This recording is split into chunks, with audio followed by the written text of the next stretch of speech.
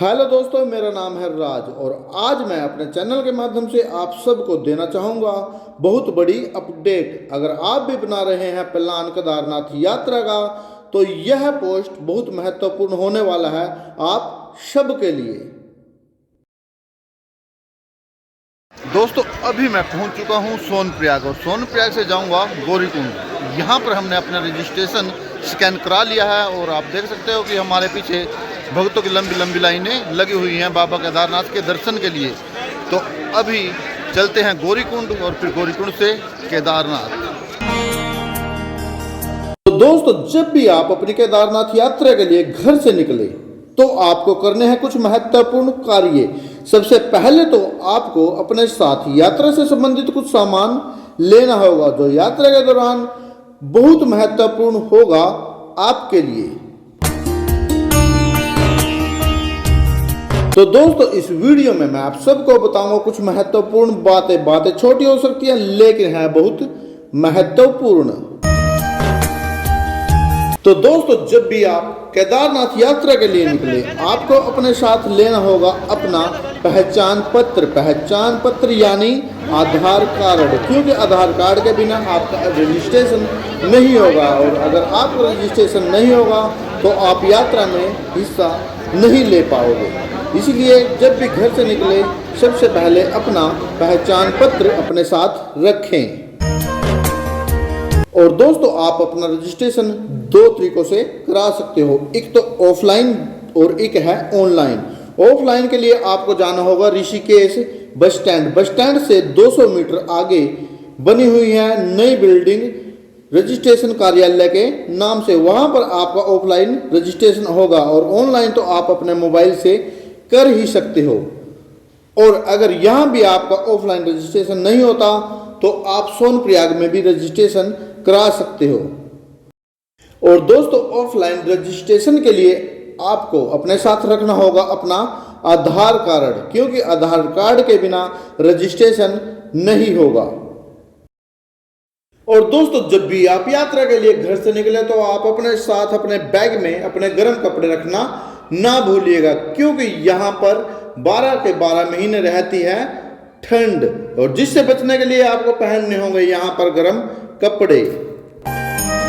और गर्म कपड़ों के साथ आप अपना रेनकोट भी लाना ना भूले, क्योंकि यहाँ पर पता ही नहीं चलता कि कब बारिश शुरू हो जाए।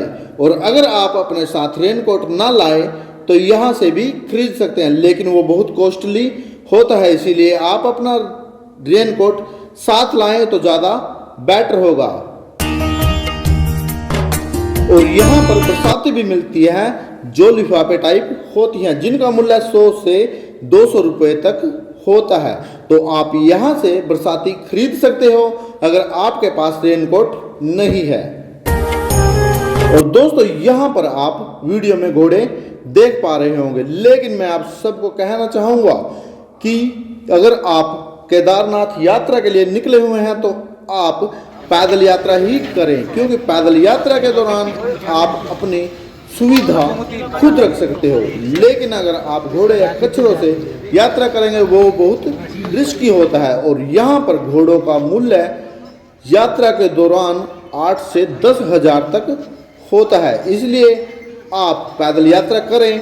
पैदल यात्रा से भगवान भी खुश होते हैं, क्योंकि हम बेजुबान जानवरों को तकलीफ देकर भगवान के दर्शन नहीं कर पाएंगे।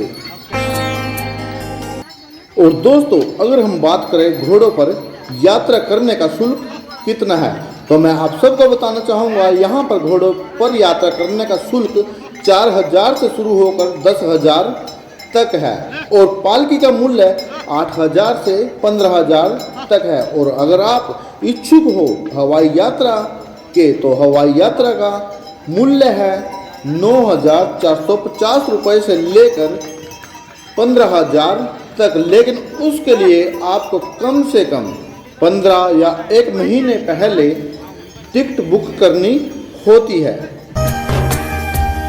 और दोस्तों, सबसे जरूरी बात, यात्रा के दौरान जैसे जैसे यात्री चढ़ाई चढ़ते जाते हैं वैसे वैसे ऑक्सीजन कम होती जाती है, यानी वहाँ पर ऑक्सीजन की बहुत कमी है। इसीलिए आप अपने घर से कपूर की टिक्कियाँ साथ में लेकर चलें, क्योंकि उससे सांस लेने में ज़्यादा कठिनाई नहीं होती।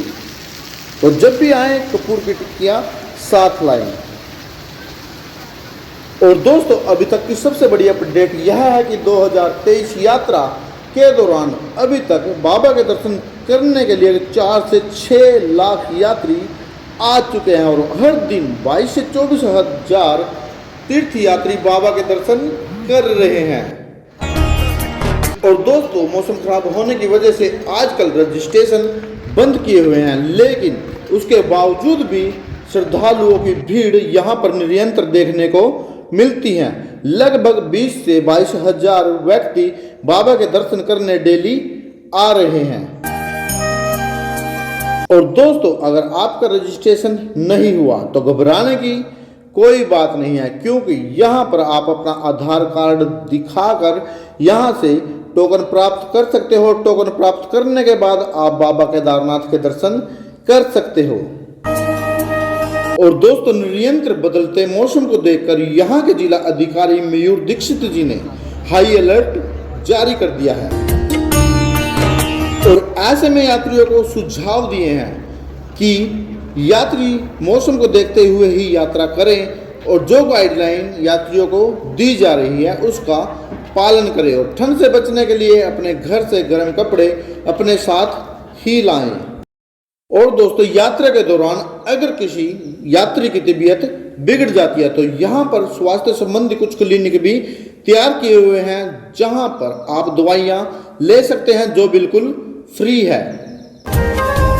और यहाँ पर सुरक्षा को लेकर पुलिस दिन रात तैनात है और साथ में SDRF यात्रा मैनेजमेंट DDRF के साथ NDRF के जवान भी यात्रियों की हर संभव मदद करने की कोशिश करेंगे।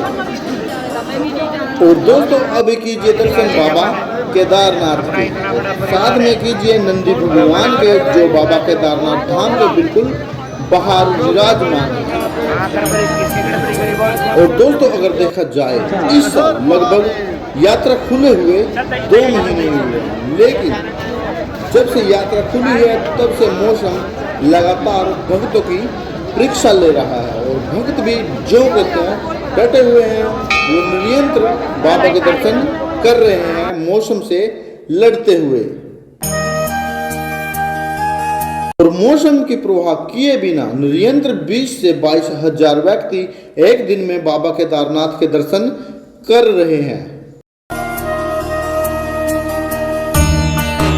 तो दोस्तों अभी हम आपको दर्शन कराते हैं उस दिव्य पत्र को जिसको नाम दिया गया भीमशिला का।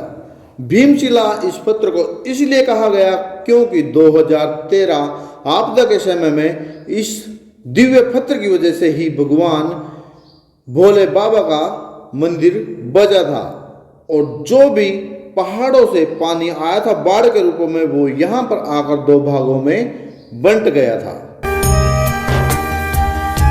तो दोस्तों हमारे द्वारा दी गई जानकारी आपको कैसी लगी यह हमें जरूर बताइए कमेंट बॉक्स के माध्यम से।